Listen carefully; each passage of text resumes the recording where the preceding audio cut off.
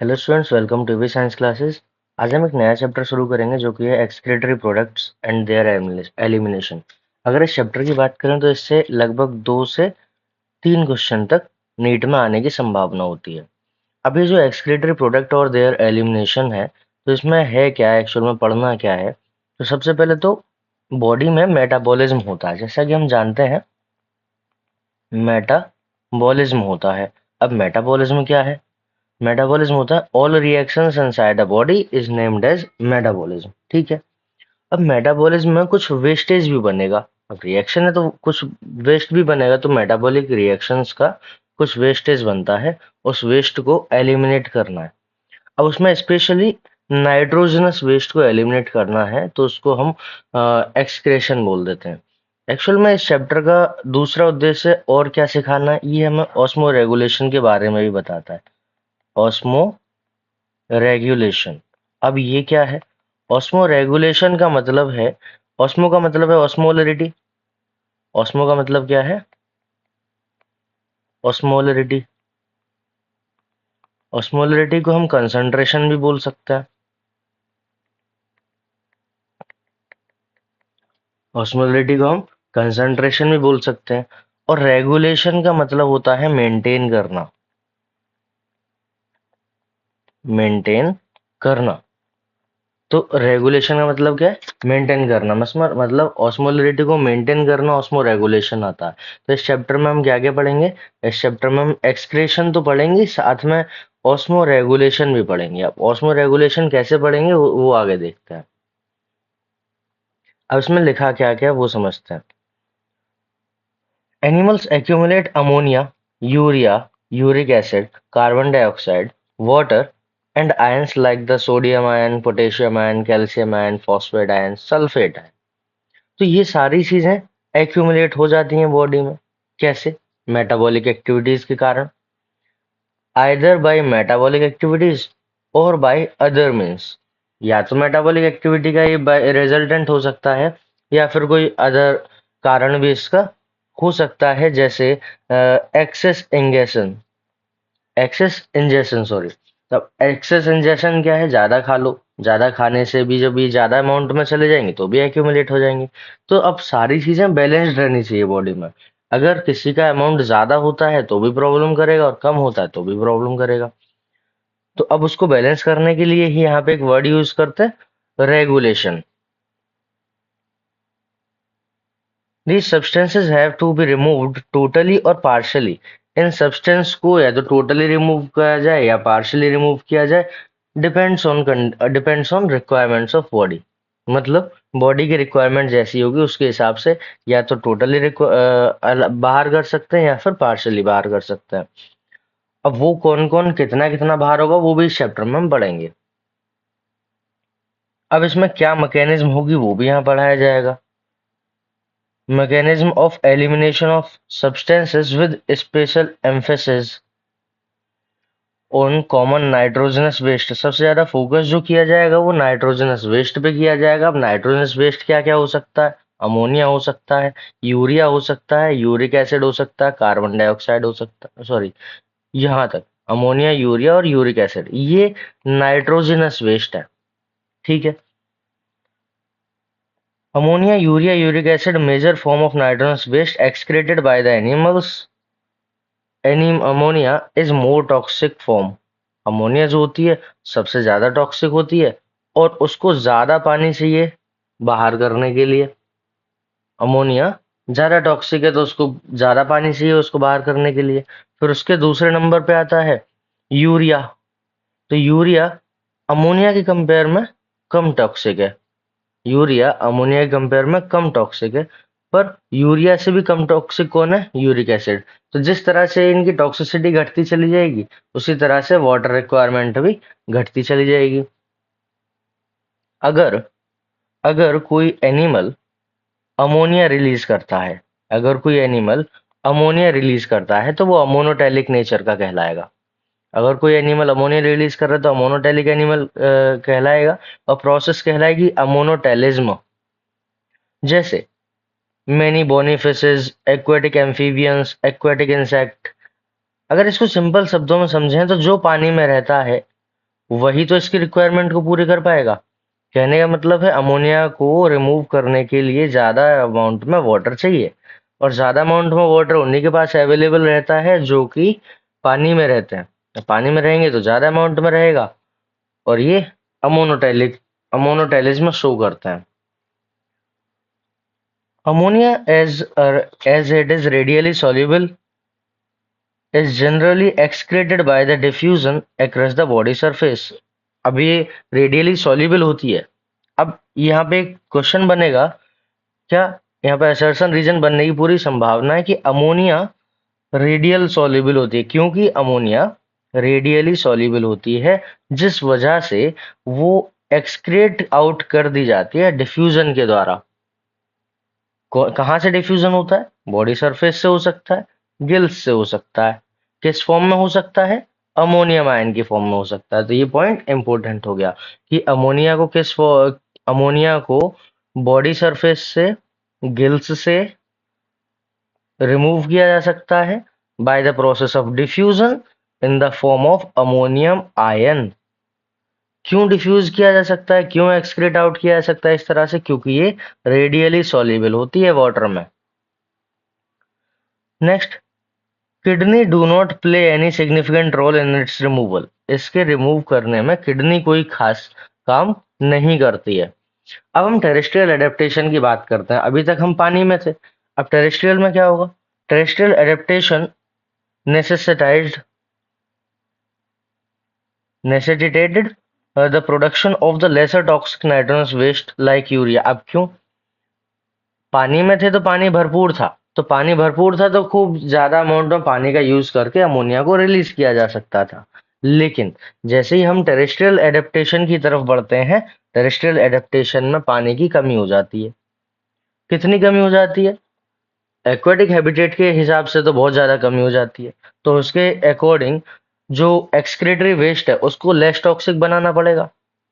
अब less toxic बनाएंगे, कौन हो गया? यूरिया हो गया। किसके द्वारा बन जाता है? यूरिया साइकिल के द्वारा बन जाता है। मतलब अमोनिया को यूरिया में कन्वर्ट कर दिया जाएगा बाय द यूरिया साइकिल। अब यूरिया साइकिल को और भी कुछ कहते हैं क्या? तो हाँ, यूरिया साइकिल को ऑर्निथिन साइकिल भी बोलते हैं। क्या बोलते हैं? Ornithine cycle. अब जो एनिमल्स जो animals uric acid urea remove करेगा तो उसको हम यूरियोटैलिक कहते हैं। टेरेस्ट्रियल एनिमल होगा, जैसे एम्फीबियंस। टेरेस्ट्रियल एम्फीबियन की बात की गई है क्योंकि यहाँ पे एक्वाटिक एम्फीबियन की बात की गई थी, वो भी हमें याद रखना है। जो अमोनोटैलिक था उसमें एक्वाटिक एम्फीबियन की बात की गई थी, यहाँ पे टेरेस्ट्रियल एम्फीबियन की बात की गई है। Marine marine fishes mainly excrete urea. ये इंपॉर्टेंट पॉइंट है, मरीन फिशेज, क्योंकि ये पानी में भी है, फिर भी ये यूरिया रिमूव कर रही है, याद रखना है। Ammonia production by the metabolism is converted into urea. अब इसको किस में कन्वर्ट कर दिया जाएगा? यूरिया में, in liver of the animals release into the blood. अच्छा, यहाँ पे एक इंपॉर्टेंट पॉइंट की, जो मरीन फिशेज हैं ये अमोनिया की जगह यूरिया रिलीज करती हैं। इसका कारण क्या है? सबसे बड़ी चीज, जो ये मरीन फिशेज होती है ना, ये मरीन फिशेज ओशियन में रहती हैं। अब ओशियन में रहती हैं तो ओशियन में कंसंट्रेशन होता है ज्यादा। ओशियन में कंसंट्रेशन ज्यादा होने के कारण ये अपनी बॉडी में ऑस्मोलरिटी को मेंटेन करने के लिए अपनी बॉडी में यूरिया को स्टोर करती हैं। कहने का मतलब है, अगर ये ओशियन है, यहाँ पे एक फिश है जो कि मरीन फिशेज है, अब यहाँ पे कुछ कंसंट्रेशन रहा तो इसका भी कंसंट्रेशन बराबर होना चाहिए। अगर मैं इसको कंसंट्रेशन ए बोल रहा हूं तो कंसंट्रेशन ऑफ फिशेज ये भी बराबर होना चाहिए, तभी ये जो ऑस्मोसिस की प्रोसेस है उससे बच पाएगा। और अगर कंसंट्रेशन बराबर नहीं रहा तो ये ऑस्मोसिस हो जाएगा और ये फिश मर जाएगी। तो उसको बचाने के लिए यहाँ पे ऑस्मोलिटी मेंटेन करनी है, और ऑस्मोलिटी मेंटेन करने के लिए ये मरीन फिशेज भी अमोनिया रिलीज करती हैं, एक्वाटिक हैबिटेट होने के कारण भी, मतलब होने के बावजूद भी। तो क्यों करती हैं वो समझ आया, क्यों करती हैं? क्योंकि इसको अपनी ऑस्मोलिटी मेंटेन करनी है। अब इसमें लीवर्स में ऑर्निथिन साइकिल चलती है जिसके द्वारा अमोनिया को यूरिया में कन्वर्ट कर दिया जाता है। नेक्स्ट हम बात करते हैं आगे। अब वो जो यूरिया ब्लड में आया था उसको फिल्टर किया जाएगा और फिल्टर करने के बाद किडनी के द्वारा बाहर कर दिया जाता है। फिल्टर करने के बाद किडनी के द्वारा बाहर कर देंगे। सम अमाउंट ऑफ यूरिया में B retained in the kidney matrix. कुछ यूरिया का अमाउंट किडनी मैट्रिक्स में ही रोका जाएगा। क्यों रोका जाएगा? कुछ एनिमल्स में जो डिजायर्ड ऑस्मोलरिटी होती है उसको मेंटेन करने के लिए कुछ एनिमल्स में यूरिया को रोक लिया जाता है। आगे बात करते हैं reptiles, birds, land snail, insect, ये सभी जो है यूरिक एसिड को as nitrogenous waste excrete out करते हैं। क्यों? जो यूरिक एसिड होता है वो बहुत कम टॉक्सिक होता है एज कंपेयर टू अमोनिया और एज कंपेयर टू यूरिया। तो इसको बहुत ही कम पानी की जरूरत पड़ेगी। जैसा कि ये हम एक्सक्रीटरी वेस्ट देख रहे हैं। अब ये जो बॉडी वेस्ट है उसमें जो ये दिख रहा है ये स्ट्रक्चर, ये यूरिक एसिड है। तो ये सॉलिडिफाई फॉर्म में भी या सॉलिड फॉर्म में भी इसको एक्सक्रीट कर देते हैं। जैसे ये यूरिक एसिड दिखाई दे रहा है व्हाइट वाला, ये सब यूरिक एसिड है।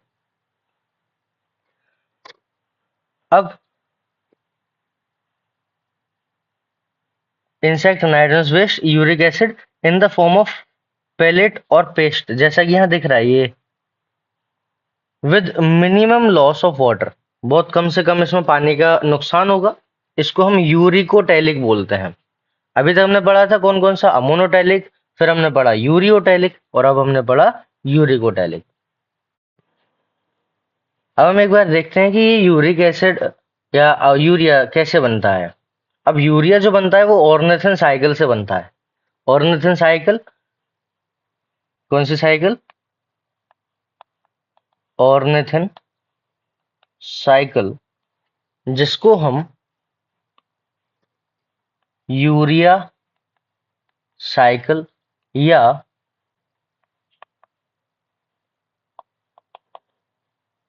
क्रेब्स हैंसेलियट साइकिल भी बोलते हैं।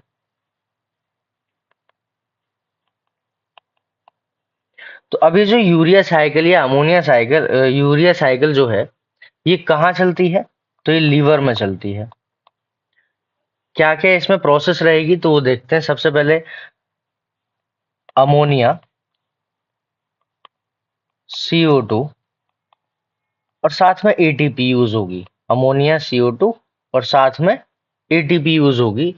जब ये सब मिक्स हो जाएगा तो एक प्रोडक्ट बनेगा जिसको हम बोलेंगे कार्बोमाइल फॉस्फेट।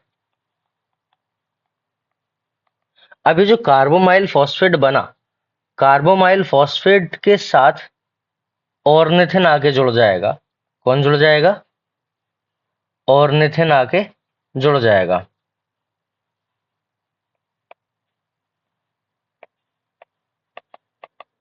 अब जैसे ये ऑर्निथिन आके जुड़ा तो ये कार्बोमाइल फॉस्फेट ऑर्निथिन के साथ जुड़ के सिट्रोलिन बन जाएगा। और जैसे ही सिट्रोलिन बनेगा फिर क्या होगा? अब आएगा एस्पार्टेट। एस्पार्टेट, एस्पार्टेट मतलब एस्पार्टिक एसिड। तो सिट्रोलिन एस्पार्टिक एसिड के साथ मिलके आर्जिनो सक्सीनेट बन जाएगा। आर्जिनिनो सक्सीनेट। अब ये एस्पार्टिक एसिड आया कहाँ से? देखो ऑर्निथिन, ऑर्निथिन साइकिल में घूमता रहता है। एस्पार्टिक एसिड या एस्पार्टेट कहाँ से आया कि अगर इसको थोड़ा सा देखें तो सबसे पहले हमारे पास अमीनो एसिड्स होते हैं, क्योंकि प्रोटीन होता है। Protein is a polymer of amino acids. तो प्रोटीन जब टूटेगा तो अमीनो एसिड बनेगा, फिर अमीनो एसिड को भी तोड़ना पड़ेगा। तो ये जो अमीनो एसिड है इसका ट्रांस एमिनेशन होता है। ट्रांस एमिनेशन, ट्रांस एमिनेशन एक प्रोसेस का नाम है। ट्रांस एमिनेशन के द्वारा हमने अमीनो एसिड को ग्लूटामिक एसिड में कन्वर्ट किया, जिसको ग्लूटामेट भी बोलते हैं।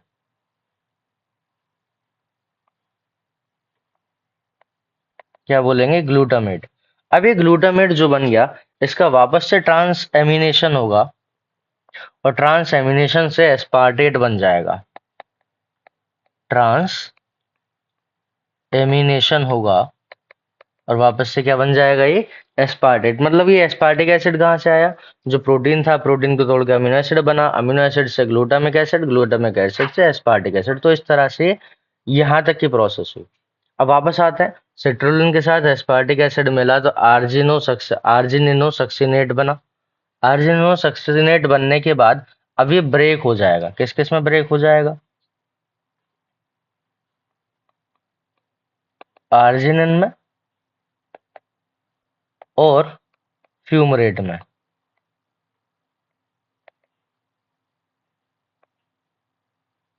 अभी जो आर्जिनिन है, ये आर्जिनिन आर्जिनेज एंजाइम की मदद से, कौन सा एंजाइम, आर्जिनेज नाम का एंजाइम। तो आर्जिनेज एंजाइम जो है इस आर्जिनिन को हाइड्रोलाइज कर देगा। हाइड्रोलाइसिस जब इसका हो जाएगा तो ये आर्जिनिन से यूरिया और ऑर्निथिन बन जाएगा। क्या क्या बन जाएगा, यूरिया और ऑर्निथिन।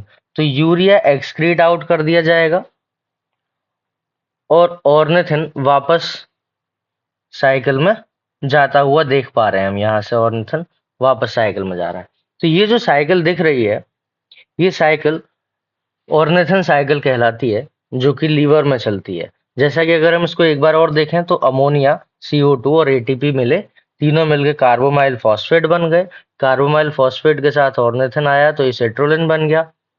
फिर सेट्रोलिन के साथ एस्पार्टेट आया। एस्पार्टेट कहाँ से आया, अमीनो एसिड था, अमीनो एसिड को ट्रांस एमिनेशन के द्वारा ग्लूटामिक एसिड बनाया। फिर ट्रांस एमिनेशन हुआ, फिर एस्पार्टिक एसिड बनाया। फिर एस्पार्टिक एसिड को सेट्रोलिन के साथ जोड़ के आर्जिनिनो सक्सिनेट बनाया। आर्जिनिनो सक्सिनेट बनाने के बाद आर्जिनिन और आर्जिनिन को ब्रेक करके यूरिया और ऑर्निथिन बना दिया और ऑर्निथिन का वापस साइकिल में यूज हो जाएगा। तो ये थी urea cycle. A survey of animal kingdom presents a variety of excretory structures। मतलब अगर एनिमल किंगडम में देखें तो बहुत सारी वेराइटीज हमें excretory structures की मिल जाती हैं। In most of the invertebrates, सबसे ज्यादा वैरायटी तो इन्वर्टिब्रेट्स में मिलती हैं। क्यों, इवोल्यूशन हुआ तो सिंपलर से कॉम्प्लेक्स स्ट्रक्चर बनी थी, तो अलग अलग क्या क्या चीजें आई थी वो सब इसमें देखेंगे। These structures are simpler tubular forms. ये स्ट्रक्चर्स कैसे हैं, सिंपल हैं, ट्यूबुलर फॉर्म में। जैसे कि वर्टिब्रेट्स में कॉम्प्लेक्स ट्यूबुलर ऑर्गन बन जाता है, किडनी। इनवर्टिब्रेट्स में कैसा था, वो सिंपल था और बाद में कॉम्प्लेक्स होता गया, क्योंकि इवोल्यूशन सिंपल से कॉम्प्लेक्स की तरफ जाता है। Some of these structures are mentioned here. कौन कौन सी दे रखी हैं, जैसे कि प्रोटोनेफ्रीडिया। प्रोटोनेफ्रीडिया मतलब फ्लेम सेल। प्रोटोनेफ्रीडिया मतलब फ्लेम सेल कहाँ मिलेगा, एक्सक्रीटरी स्ट्रक्चर है किसकी, प्लेटीहेल्मिन्थीज की। प्लेटीहेल्मिन्थीज में फ्लैटवर्म बोल सकते हैं, जैसे प्लेनेरिया हो गया, रोटीफर्स हो गया। याद रखना है, प्लेनेरिया मतलब प्लेटीहेल्मिन्थीज, रोटीफर्स, कुछ एनिलीड्स और सिफेलोकॉर्डेट्स जैसे कि एम्फियोक्सिस।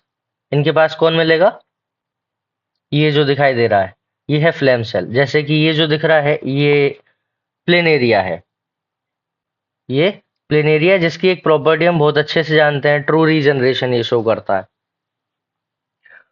अब ये जो प्लेनेरिया है इसके पास एक्सक्रीटरी स्ट्रक्चर के नाम पे, ये जो एक्सक्रीटरी स्ट्रक्चर है ये वो फ्लेम सेल्स होती हैं, फ्लैट वर्म है ये सब।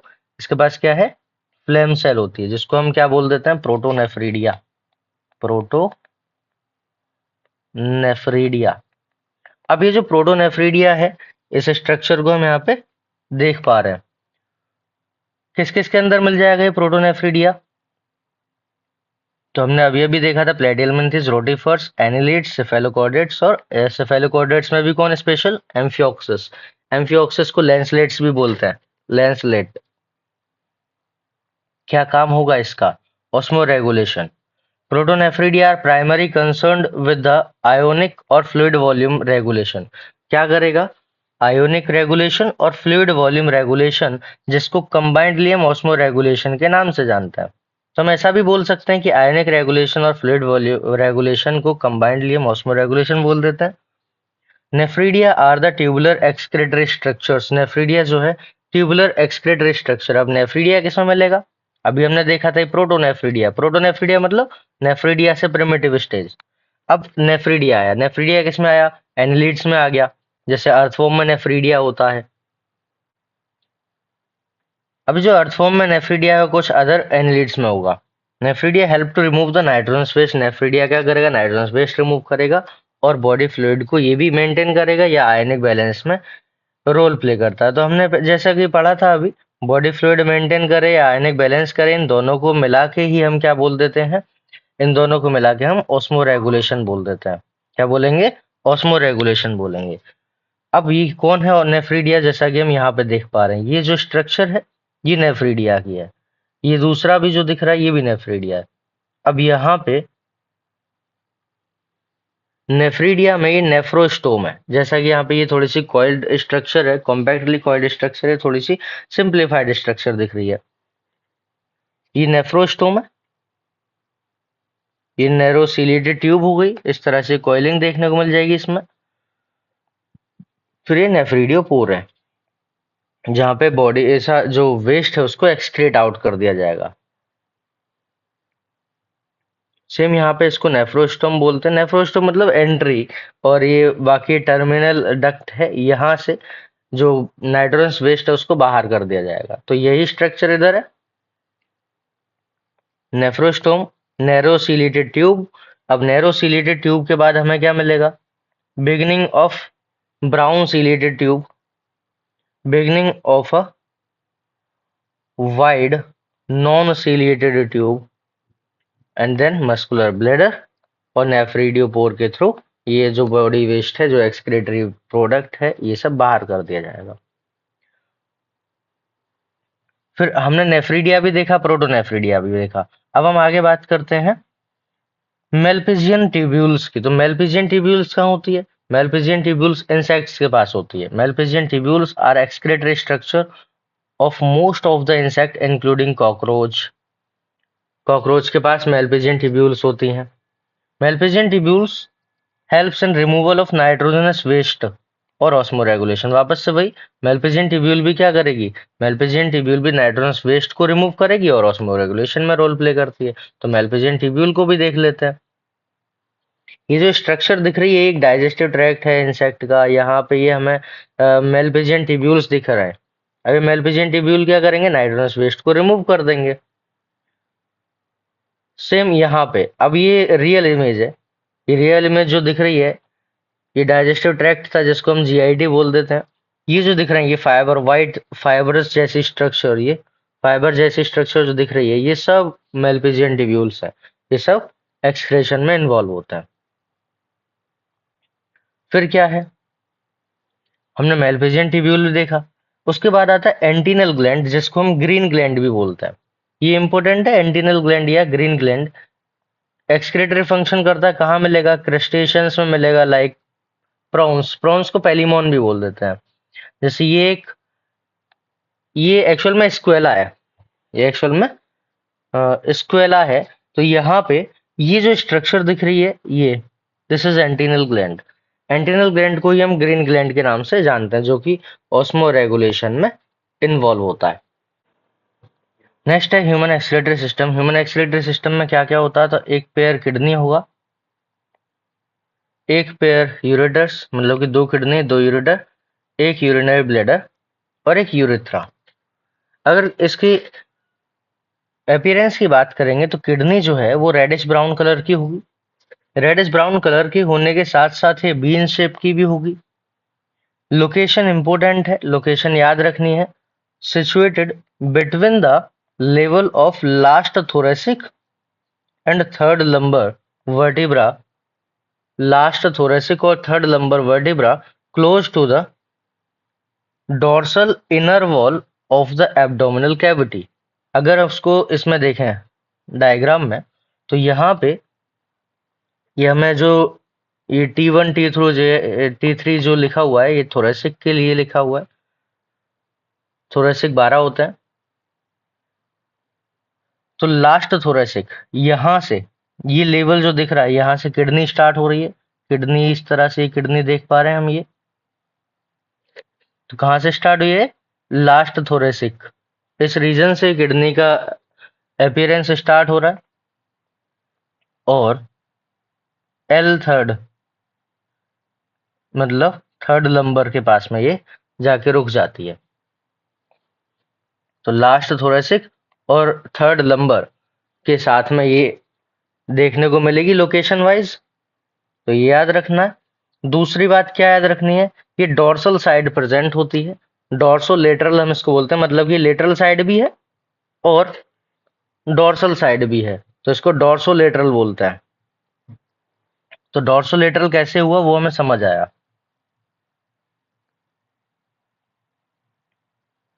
Third lumbar vertebra close to the dorsal inner wall of the abdominal cavity. Each kidney of adult human measures, अब डायमेंशंस थोड़ा सा याद रखेंगे क्या? 10 to 20 सेंटीमीटर होती है इसकी ये लेंथ।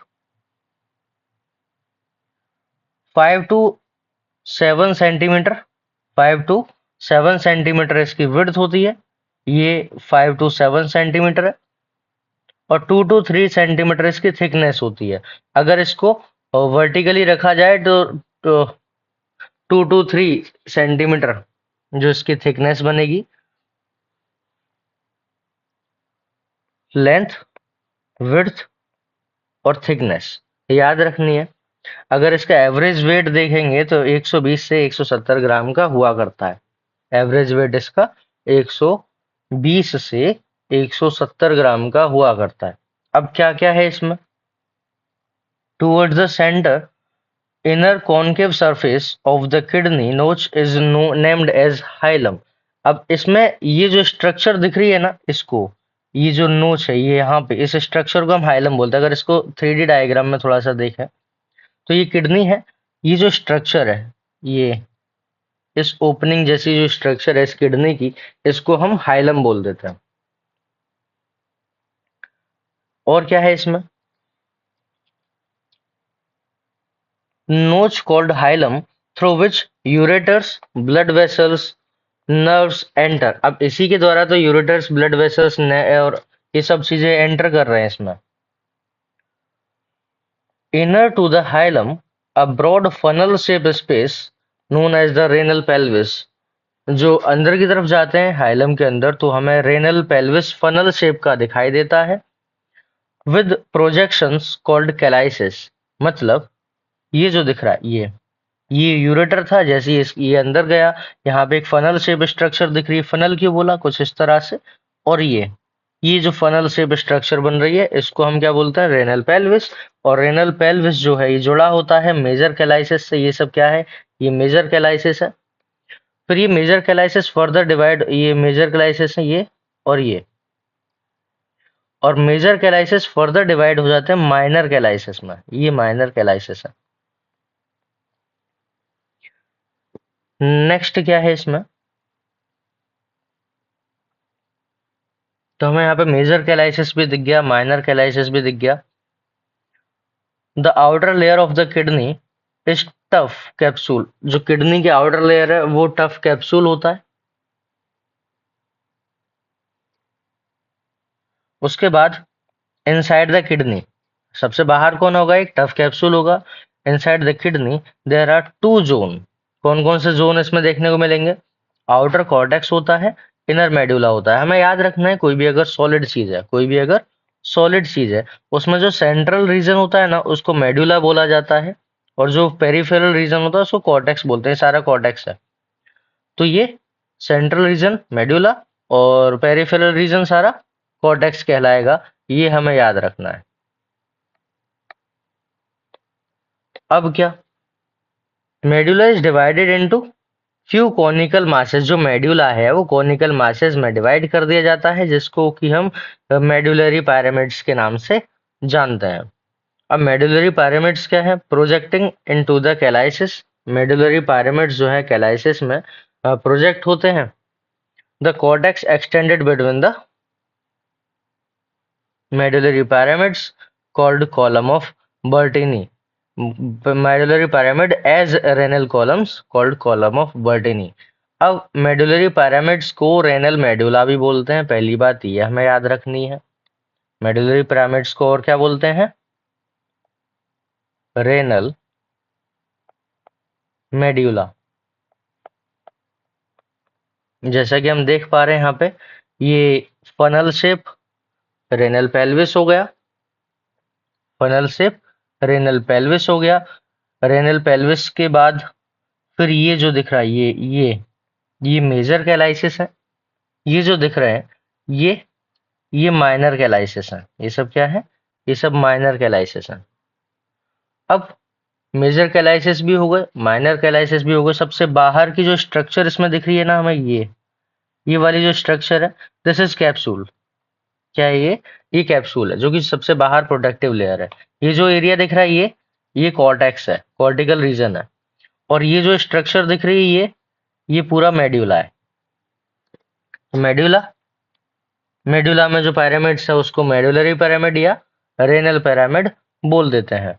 अभी जो रेनल कॉलम है, इस रेनल कॉलम को कॉलम ऑफ बर्टिनी भी बोलते हैं। रेनल कॉलम को क्या बोलते हैं? Column of Bertini. ओके, ये क्या है? र- अभी कॉलम ऑफ बर्टिनी हो गया, renal part of renal cortex. ठीक है, कॉलम ऑफ बर्टिनी हो गया। अब इसमें देखते हैं इस स्ट्रक्चर को। ये जो दिख रही है स्ट्रक्चर, ये थोड़ी सी 3D जैसी स्ट्रक्चर है। इसको जरा ध्यान से देखेंगे तो ये जो दिख रहा है, ये स्पेस जो दिख रहा है, इस स्पेस को हम बोलते हैं कॉलम ऑफ बर्टिनी या रेनल कॉलम्स। सबसे बाहर हमें फाइब्रस कैप्सूल देखने को मिल रहा है, जो ब्राउन कलर का दिख रहा है एग्जैक्ट। ये जो एरिया दिख रहा है, ये रेनल कॉर्टेक्स दिख रहा है, ये वाला, ये पूरा रेनल कॉर्टेक्स है। ये कौन है? ये रेनल पिरामिड्स है। ये जो दिख रही है, ये ट्यूब लाइक स्ट्रक्चर, ये माइनर कैलाइसिस है। ये वाली येलो सी जो दिख रही है, ये माइनर कैलाइसिस है। अभी माइनर कैलाइसिस एक बड़ी ट्यूब में जाकर मर्ज हो गई है, इसको हम बोलते हैं मेजर कैलाइसिस।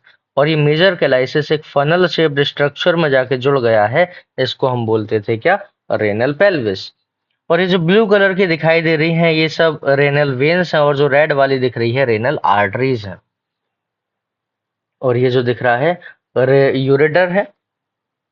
और ये स्ट्रक्चर जहां से एंट्री हो रही है इन सब स्ट्रक्चर्स की, इसको हम बोलते हैं हाइलम। तो ये थी ह्यूमन किडनी। अब नेक्स्ट क्या है इसमें? ये डायग्राम इंपॉर्टेंट है, ये वाला याद रखना है, पूछेगा, एनसीईआरटी का डायग्राम है। Each kidney has nearly 1 million of complex tubular structures called nephron. प्रत्येक किडनी के पास लगभग 1 मिलियन नेफ्रॉन होते हैं। लगभग 1 मिलियन नेफ्रॉन होता है। Which are functional unit? Nephron क्या है? फंक्शनल यूनिट है। Each nephron has 2 parts. हर नेफ्रॉन के पास 2 पार्ट होते हैं। कौन कौन से? एक ग्लोमेरुलस और दूसरा रेनल ट्यूब्यूल। ग्लोमेरुलस और रेनल ट्यूब्यूल। अगर हम ग्लोमेरुलस की बात करते हैं तो ग्लोमेरुलस में क्या क्या होगा? tuft of blood capillaries formed by afferent arteriole of fine branches of renal artery। कहाँ है ग्लोमेरुलस? अगर इसको डायग्राम में देखें तो ये जो दिख रहा है, ये रेनल आर्टरी है। अब रेनल आर्टरी से ये पूरे में ये नेटवर्क दिखाई दे रहा है, ये ब्लड वेसल्स है। ये सब क्या है? ये ब्लड वेसल्स है। और ये जो बना, ये रेनल कैप्सूल कहलाएगा, जिसको हम एक, ये ग्लोमेरुलस है।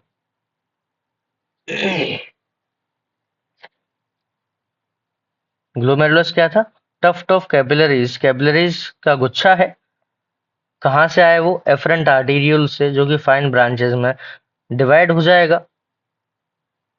यहाँ पे जैसा कि हम देख पा रहे हैं, ये आर्टरी आती है, ये कैपिलरीज में सेपरेट डिवाइड हो गई।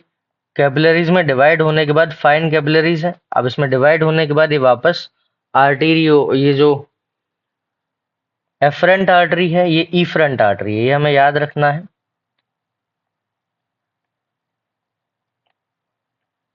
ये एफरेंट है, ये इफरेंट है। ऐसे याद रखना है, ए मतलब आने वाला, जहां से ब्लड आ रहा है वो एफरेंट हो गया। ई मतलब एग्जिट, जहां से जा रहा है वो इफरेंट हो गया। तो एफरेंट और इफरेंट हमें समझ आया।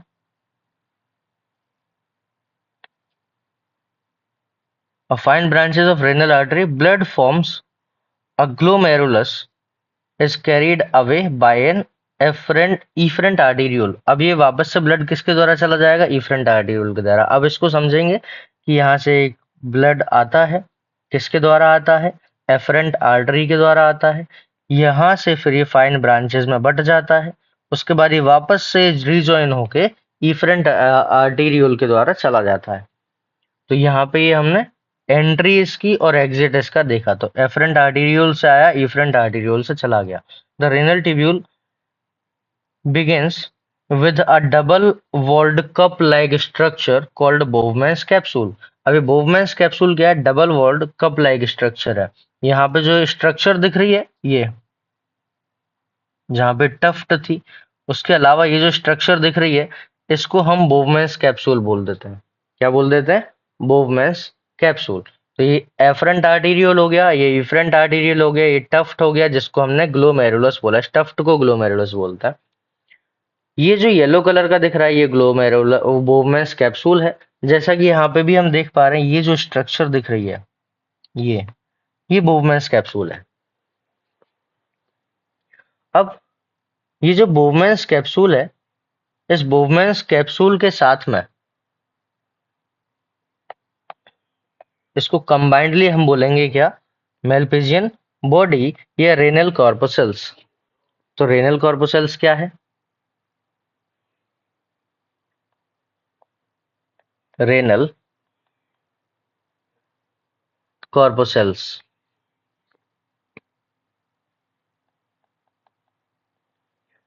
रेनल कॉर्पोसेल्स हम किसको बोलते हैं? मेलपिजियन बॉडी। मेलपिजियन बॉडी है क्या एक्चुअल में? ये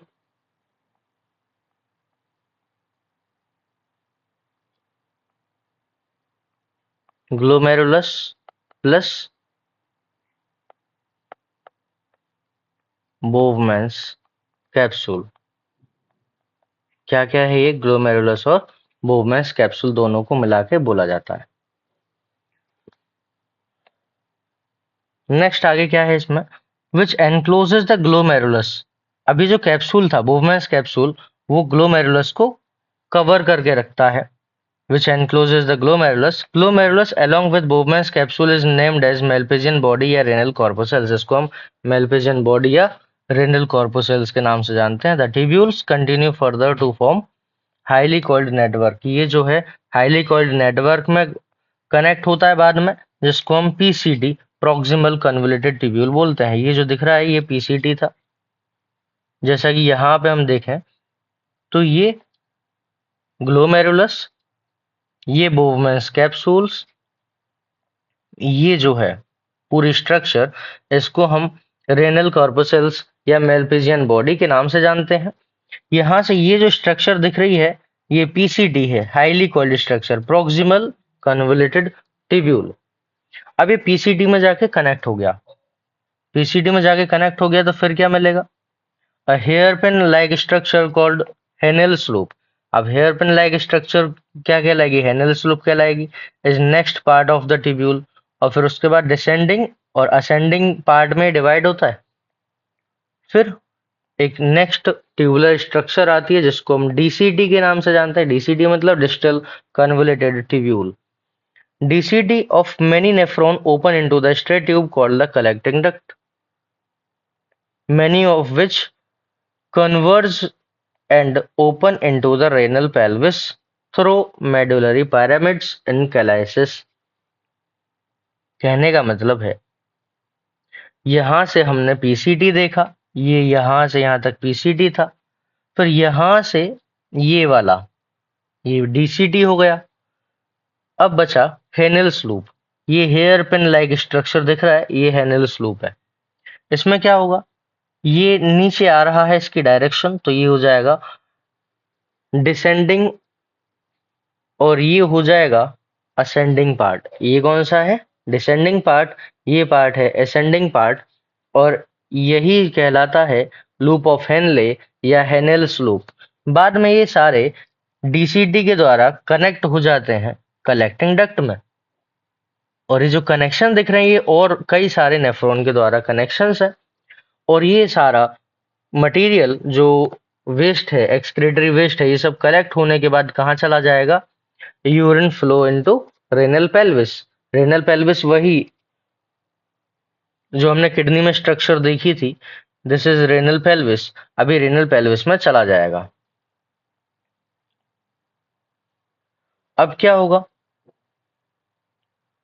रेनल पेल्विस में चला गया through medullary pyramids in the कैलाइसिस। The Malpighian corpuscles PCT, DCT of nephron are situated in cortical region। हमें याद रखना है क्या क्या, Malpighian corpuscles, PCT और DCT, इसकी लोकेशन कहाँ होगी, कॉर्टेक्स में होगी। Cortical region of kidney where loop of Henle dips into the medulla। loop of Henle कहाँ चला जाएगा, मेडुला में चला जाएगा। इन मेजोरिटी ऑफ नेफ्रॉन, मतलब अगर मैं ऐसा इसमें डायग्राम में देखूं, तो ये जो स्ट्रक्चर है पूरी यहाँ तक की, ये वाली स्ट्रक्चर हमें कॉर्टिकल रीजन में मिलेगी। इसमें यहाँ पे ये बोवमेंस कैप्सूल हो गया, रेनल कॉर्पोसेल्स में बना देता हूँ डायरेक्ट। यहाँ से टफ्ट है, ये एफरेंट आर्टेरियोल हो गया, ये ब्लड वेसल हो गया, ये एफरेंट आर्टेरियोल हो गई है। यहाँ पे जो कॉइल्ड स्ट्रक्चर दिख रही है, ये पीसीटी हो गया, ये हेनेल्स लूप हो गया, ये पीसीटी। पीसीटी के बाद हेनेल्स लूप जो है वो पिरामिड्स तक आ जाता है, मतलब मेडुलरी रीजन में आता है। ये हेनेल्स लूप कहाँ तक आ गया, मेडुलरी रीजन में आ गया। और उसके बाद फिर वापस से डीसीटी बन जाएगा, ये डीसीटी। इतनी चीजें, कौन कौन, ग्लोमेरुलस, ये ग्लोमेरुलस, और बोवेंस कैप्सूल जिसको हम रेनल कॉर्पोसेल्स बोलते हैं, ये पीसीटी, ये डीसीटी। ये सारी चीजें कहाँ होंगी, ये कॉर्टिकल रीजन में होती हैं।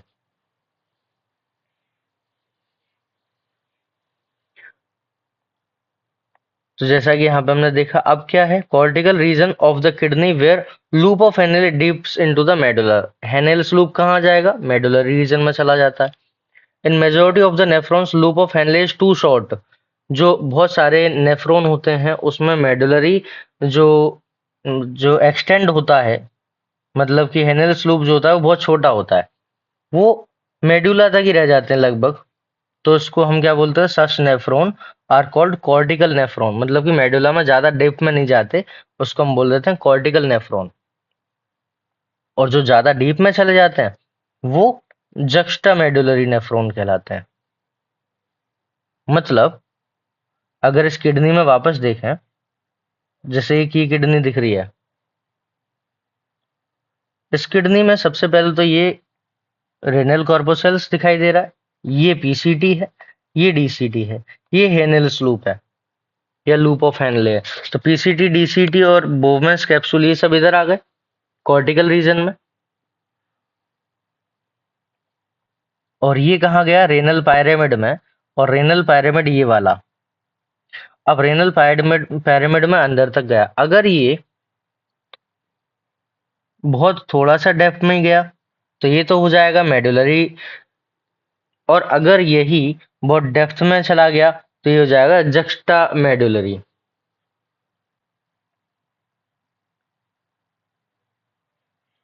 तो कौन कौन सा हुआ, अगर बहुत ऊपर तक ही रह रहा है मेडुलरी या कॉर्टिकल, उसको सिंपल सा कॉर्टिकल बोल देते हैं। और अगर बहुत नीचे तक चला गया तो उसको जक्स्टा मेडुलरी नेफ्रॉन के नाम से जानते हैं। The efferent arterioles emerging from the glomerulus, जो इफरेंट आर्टेरियोल है वो ग्लोमेरुलस से इमर्ज होती है। इमर्ज होना मतलब निकलना, ग्लोमेरुलस से निकलेगी। Form a fine capillary network, forms a fine capillary network around the renal tubule called the peritubular capillaries, a minute vessel of a network run parallel to the Henle's loop, forming U-shape vasa recta. U-shape vasa recta. Vasa recta is absent in highly reduced cortical nephron. जैसा कि हम यहाँ पे देख रहे हैं कि ये जो है इफरेंट आर्टीरियोल यहाँ से गया, और ये इफरेंट आर्टीरियोल ये माइन्यूट ब्लड वेसल्स में बट गया, और माइन्यूट ब्लड वेसल्स में बटने के बाद जहां जहां पे ये हेनेल्स लूप जा रहा था उसके चारों तरफ ये फैल गया। चारों तरफ फैल गया तो इसको हम क्या बोलेंगे, अभी यू शेप का बन गया तो इसको हम बोलेंगे ये पेरी ट्यूबुलर कैपिलरी नेटवर्क है। पेरी ट्यूबुलर कैपिलरी नेटवर्क है, इसका नाम हो जाएगा वासा रेक्टा। क्या नाम हो जाएगा इसका? वासा रेक्टा। तो ये वासा रेक्टा कहलाएगी। वासा रेक्टा का काम क्या होगा? जो भी रीएब्जॉर्प्शन हो रहा है उसको वापस ले जाना, ब्लड में उसको वापस ले जाना। तो यहां तक हमने नेफ्रॉन तक की स्ट्रक्चर पढ़ी। नेक्स्ट हम यूरिन फॉर्मेशन पढ़ेंगे।